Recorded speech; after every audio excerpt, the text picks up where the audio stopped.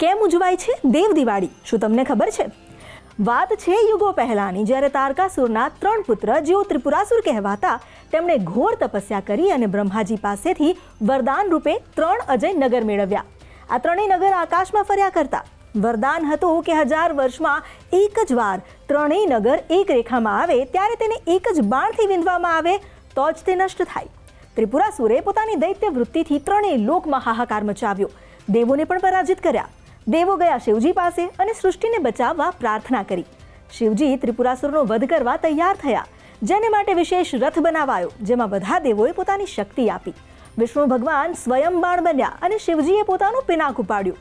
કાર્તિક પૂર્ણિમાએ હજારો વર્ષ બાદ એક ક્ષણ આવી જ્યારે ત્રણેય નગર આકાશમાં એક સીધી રેખામાં આવ્યા. તે જ સમયે ભગવાને એક જ દિવ્ય બાણથી ત્રણેય નગર વીંધી નાખ્યા. પશુપતાસ્ત્ર ચલાવી 3 નગરની સાથે ત્રિપુરાસુરનો વધ કર્યો. આજ મહાવિજયની ઉજવણી માટે દેવોએ કાશી વારાણસીમાં એક થઈ દીપ પ્રગટાવ્યા અને ઉત્સવ ઉજવ્યો, જે આજે ઉજવાય છે દેવ દિવાળી તરીકે.